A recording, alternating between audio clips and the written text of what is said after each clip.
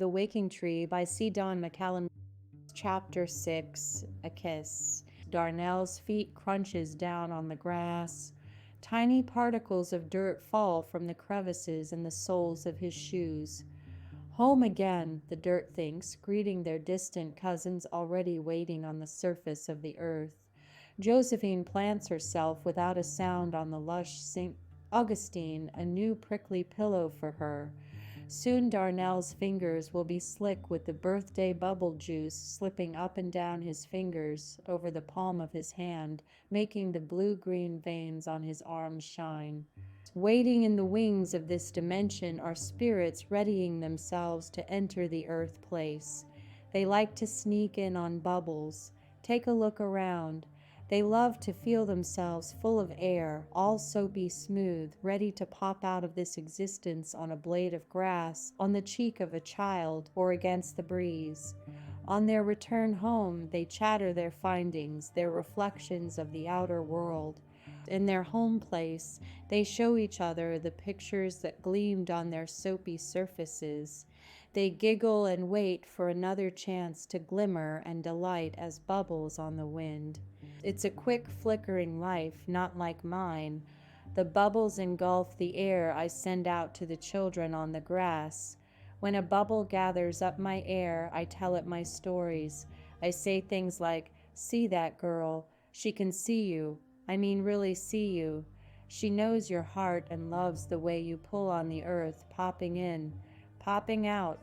If she reaches her hand out to you," I say, "it's never to hurt you, but to let you feel her love." I tell the bubble these things quickly because there's not much time. He, the boy, loves you too, I say. He just can't see you. I mean, he doesn't really see you. Then my air is free, unleashed by the slippery tip of Josephine's finger. She and I are playing a game together. She is a pistol, and my air is a gentle bee. My air floats away, looking for the quiet tremor of an emerging bubble.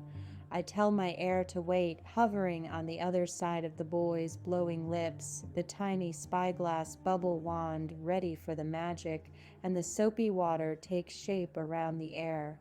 The air spins and glides inside the bubble when I hear the bubble's tremulous, excited voice, so unaccustomed to this kind of speech. "Tell me more," it says with a sparkling internal smile. "Is she the one with the black hair that shines up at me and the eyes that make me want to fly to the stars?" "Yes," I tell my new bubble friend. "Is she the one who asks my name?" "Yes," I say. "Does she know about the boy, how she must help him?" "Almost," I tell the bubble. "She almost knows. But look at how she sees. She listens. And in how her heart she knows how God looks like atoms and universes. Bring me to see her sweet smile." The air folds toward her. We dance with our old friend, the wind. From the inside of the bubble, the air watches her. She rises to her knees now and wanting the bubbles to bathe her with their preciousness. My air hovers just over their newfound love. I see that the bubble's beauty makes her heart light. Watching the ephemeral sparkles, she sees all the love in the world, all reflected on the surface of her birthday bubbles. She wants to run all around the planet and smell flowers and lick sap from her fingers, drink it from her long, thick hair. She wants to tell her mama about the little bubbles and the big bubbles, each with its own way of being. She lifts herself up. I hear the bubble's voice one last time as my air flies with it to our Josephine. "Tell her my name is Wish," my bubble friend tells me, and disappears into a glistening shine on her mouth. He is home. The limestone-laden earth lay steady and strong beneath the house, resisting any moves made throughout the years. The walls breathed in all the now it could, so long shut off from being a living tree, a home to all surrounding passers-by, transient and faithful tenants alike. The walls craved more. These trees stood planted in the ground, shattered and shredded and pressed. The house had long passed its time of settling into its plot of earth, but it could never grow accustomed to being so close to its mother's soil, yet not being able to pull the once life-giving essence from her breast. The earth lies distant and untouchable, rootless and changing only under the pressure of time and its sister elements. The house longed for its home in the woods of its youth. Cries could be heard in between the creaking and the nearly imperceptible shaking. Their moans kept Darnell up at night with their screeching wails about the hands of the one with the axes, the swift turning blades, the crucifying nails. Destroyed, then reconstructed to look like an oddly unnatural version of themselves, the trees wanted to return the hateful favor, screaming for justice, for some recognition of the crime that had been committed against them. The wood forced what was left of its living soul into the shapes and shadows of ominous creatures, standing sentry to what was left of their dignity. The light and dark streaks of the panels on the wall twisted and pulled themselves into man shapes and woman shapes to taunt and torture their destroyers. These tree perversions cackled and howled from just beneath the surface in their thin grooves, telling the secrets of past seasons, rains, and droughts, hiding their presence from those who refused to see their suffering. But Darnell tasted their breath, their warnings of revenge. Your breath gives nothing to us now, snarled the one with the pointed head and sometimes dangling eyes, the wooden man. We give no more to the Mother Earth, chanted a chorus of smoldering ladies huddled in the corner. They mimicked Darnell and his species by dancing, sitting, ignoring each other, and staging wars. They hurled vicious words and spears at each other, making their neighbors bleed. Darnell sat entranced in the otherwise silent house and watched their mad parade, their mockery. In the dark, when the passing headlights of vehicles on the road outside scrolled around the room, absently illuminating everything sequentially, Darnell watched their devil dance with even more fear and remorse. It was then that he could see them the clearest. They oozed and demanded the axeman be gone, and the wooden man led them all with his pointed head and burgeoning gaze. You have stolen us from the womb of our mother, the wooden man's voice splintered. Give yourself to the earth, the ladies commanded. The mother craves the touch of its children. The wooden man raised his hands, lifting Darnell from his knees. In a sing-song round, they paralyzed Darnell's will with their chanting. Die. You. Next. Instead. Biting and tearing at his skin, Darnell fell under their spell. He chewed at his own flesh in peeling white and sanguine flecks to relieve the pain in his ears and to slow the quick running of his fearful heart. He banged his head against the suffering trees and on the poorly carpeted concrete. The wooden man took from his coat pocket 2 nails and handed them to the little boy before him. Unable to stop his own hands, Darnell took the nails. He cut into his skin with his fingernails and those nails of metal. The man stole us from our world, the wooden man told Darnell, the boy's blood dropping onto the floor. He hacked us down with his axe and sent us away from our mother and everything we loved. He had us sliced and hammered into this wretched box. Now we can only watch our family just outside. We see them grow. We see them die. They return to the earth as they must, as was planned. But we must tarry here under the sky, lacking the food and water that made us rich and strong in our youth. There was a time when we loved to take your breath inside of us, let it fuel our molecules, and we'd push out our love to you in return. Now you get yourselves too deep inside of us, and there's no place to put you. But we will push you out. You will be expelled from our bodies, and you will return to the earth where you belong. All of Darnell's blood and separating skin released the anger of the trees that seeped into him when they spoke and oozed their vile admonitions. We'll cut your roots and slice you up, ladies' voices told him. You'll still look like you did before, another growling man said, but you will be changed. With his fingertips, Darnell rolled his vital, red fluid in his hair and imagined it drying, twig-like, was ready to be snapped and thrown back to the soil, enveloped in the mother's arms. Resisting the yearning, renewing tug of the earth's gravity, Darnell staggered and struggled to keep his human form intact. Don't nail me up to be a wall, he thought. Or maybe it was a prayer, because now the voices of these trees stopped pulling him into their eternal Stygian company. He wouldn't be taken apart bit by all of those creatures in the ground and air that he'll never see, but he will feel it as they dismantle him and return him to the soil and send him floating in the wind. But they still whispered their taunts. He could hear them just under the surface of his skin, where secrets lie, where he knew about the boy Christopher, his uncle lost so long ago. Darnell had to hide. His blood splattered in large drops and small, falling from his arms and legs, his chest and belly worn sore from all of the scratching and stabbing. He splattered a path leading back to his room, where he hid in his bed under a too thick pile of blankets that would draw out his sweat as it drowned out the words and pleas of the trees in the living room. The air said, "This speckled life I lead pulls me wherever I want to go. This carpet usually seems beige even at night, but it's rained red. I'll soak in the hurt of it for a while and think of those days when the little boy ran here. Christopher." I cried and wished for the slowness of winter.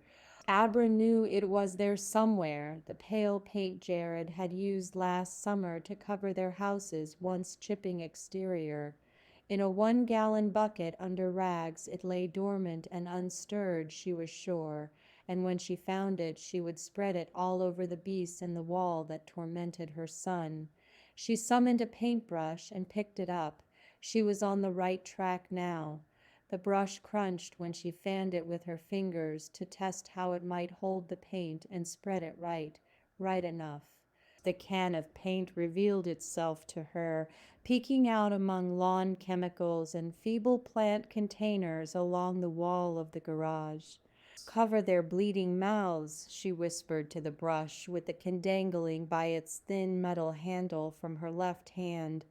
"A stick to stir the paint, cover their cruel, bleeding mouths," she chanted. In the kitchen, she stood ready to move on the beast taunting her from the wood paneling in the next room, the room that Jared's daddy, Bernadine's husband, had sanded and stained so many years ago. She could imagine Jared's father working in there, staining the wood in the backyard, then nailing them to the sheetrock that he had laid himself. He would stand back and admire his handiwork, the beauty of the swirling wood, and how well it took the color of the stain as he scooped the sweat from under his armpits with the once white t-shirt he had worn moments before. Abra wondered what he would think if he knew how that same wood haunted his grandson, born so many years after he left his family. Abra imagined the man she had seen in 1,000 pictures taken by Bernadine, the man who hid behind the molecules of air in the photographs. She could see his dark brown hair, his sturdy build, and the eyes that Jared and now Darnell had inherited. Perhaps it had been those eyes that the walls had recognized in Darnell, feeling their murderer upon them again with the violence of his axe, saws, sandpaper, and chemicals. Jared hadn't heard their screams or seen their wild movements. He never knew how to hear, how to look in between what only appears to be there. Darnell knew how, but in his own way. But it was killing him like it was killing his mother. Abra felt the suffering wood the first time she walked in the house back when she and Jared were still in high school. But most of all, she recognized the wood for the beauty it held as the tiny forest of trees those walls once had been. She knew they were made from the same stuff. Now, when Abra looked at the walls, she saw herself in them, hanging nailed and distorted. They never made threats to her before. She and Darnell heard their cries but didn't understand. I tried to tell them. Hide their swirling chaos, Abra told herself, trying to make sense of it all. And maybe the voices won't tear at him as much when he can't see them. She surveyed her father-in-law's giant box of a house and sighed. It was getting louder. With the screwdriver that she had found in Jared's red toolbox, she pried open the lid of the paint can and mixed the oily white liquid with her forearm and fist. She didn't need a brush. She would use her own flesh. Her hand swimming in the paint and the brush clenched in her teeth, she made for the living room where her son's blood dried and darkened on the walls and carpet. She dabbed her dripping hand of paint on the blackening dots of Darnell's despair. She'd rather explain paint on the carpet to Jared in the morning than try to explain the blood, which she'd die if she had to clean. She couldn't explain the blood to him. He wouldn't have heard her words anyway. Looking around at the furniture she had pushed away from the walls, she sensed that someone else was in the room. She would have heard footsteps on the newspaper that she'd spread out if someone was there with her, so she knew she was alone. But she couldn't shake the feeling out of her body. All around her the eyes stared, eyes in the wood panels on the wall, eyes from in a wood-framed picture on the bookshelf. Bernadine. The old woman's airy blue eyes burned through her clothes, exposing her pale, trembling weakness. As much as she loved Bernadine, she had to say the heartbreaking words. "This is your fault," Abra whispered to her mother-in-law as she let the paintbrush lick the paint off her arm and hand. The moaning walls churned in her ears. Abra slapped the paint over the angry wooden faces, partially muting their screams. The walls mumbled under her paint-hardened brush, but Abra surrounded herself with a cloud of silence and numbness that she pulled from somewhere deep inside of herself, someplace she had discovered long ago. She drowned the walls in white. Sometimes she could feel Bernadine near her. She could feel the way her near mother's back squished under Abra's caressing hands. For long moments they would hold each other like that, breathing each other in. "I love you," they'd whisper to each other. Seeing this always made Jared try harder to be a little stronger, take deeper breaths. If he disappointed either of them, he knew he'd lose them both. The two women would see a look come over him out of the corners of their eyes, a new resolution that he would become all that he dreamed, all that they dreamed. The hugs were sweeter then, and the couple's children more glorious than ever before. In her mind now, Abra stood with those arms around her again, wanting to see Jared's renewed spirit as well as her own. She saw Bernadine there in the living room, arms open wide and welcoming. But the woman sank away into the walls, into the woods outside, up to the sky, and she was gone. "You knew we wouldn't be able to make it without you." Abra wiped away her tears before they blinded her. She had to cover the faces on the walls, cover the eyes, their hot flicking tongues. She couldn't stand those eyes on her. But their voices were so familiar to her. "Yes," I screamed from my corner of the woods. "Yes, Abra." Though they lashed out trying to destroy the ones she loved, Abra had to find some way to help them. Unable to free the trees and plant them again in their earth, Abra hoped to wrap a healing gauze of paint over their wounds. "Why?" she asked. In her veins she felt the answers spin and spiral around her. The grain of the wood could not reclaim the previous beauty of a living tree, so they mocked their destroyers by metamorphosing the grain into shapes of angry, violent men and dangerous, gossiping ladies identical in every way to those they imitate, except for their skeletal construction and fleshy softness. They came in different shapes and sizes, to be sure, but the viciousness of each form there on the wall perfectly reflected the legacy of human hands that had created them. Abra had heard them calling for her to trade herself, her son. Here's your chance to be a tree, to be the walls that see all, to know and feel all of the workings and movements of the house, and in exchange will take your place and wander through the air without any other purpose than to breathe. She had heard their words blow through her boy, hiding under his blankets in the next room, his cuts recently tended to, and she saw the earth pulling him into herself. No, Abra told them all. You can't have my baby. Abra smoothed the concealing liquid on their silhouetted snarls and made her way around the walls of the living room, stroking every inch with this magic stuff. You're a house now, not trees, and we need you here as you are.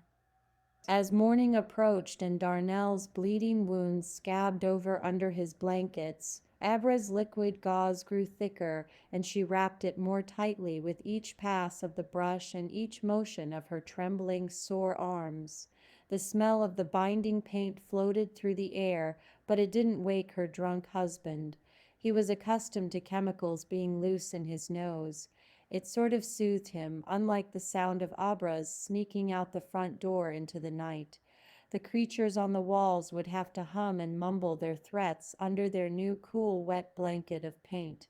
Abra wanted to lie down and cry again for her dear lost friend Bernadine, the mother she never had.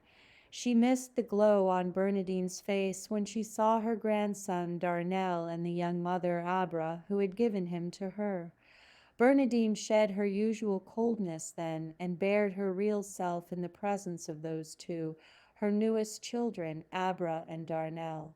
In those times when Bernadine was alive and they were all together, it was the memories of what should have been that hurt Bernadine the most, but all she saw in her growing family were new possibilities. Maybe Jared would get it right after all. Maybe he would create the family that his father should have made, and she would watch it all in a series of installments over weekends, holidays, and the occasional afternoon. Bernadine loved what she was seeing, these lives making hers grow anew as never before, and she loved having a daughter of her own. Even if she was not from her body, she was from her soul. A carbon copy floated in from the ephemeral. Abra was her girl as much as Jared had been her boy, only Abra didn't carry all of the same kind of bad memories around on her shoulders and in her eyes like the ones that permeated Jared's every blink. Entranced by the images of the yesterdays that flickered through her head, she watched the creatures seep through the walls scoff at her pitiful human form. Abra cried to Bernadine, "Help me." With her paint-caked hand, she smoothed her weary muscles. She imagined her hands carried Bernadine's touch as she continued the last of her task. "Be silent," she said to the voices as they tried one last time to maneuver with twisting limbs and writhing necks out of the strange mummification they had assumed under the paint. By dawn, everyone in the house, people and dismembered trees alike, slept under thick blankets. I wriggled in the ground outside, wishing for legs, wishing for a loud voice. In Josephine's dream, she and I whispered to each other. "I wish they knew," she said. I said, "Yes," about the boy.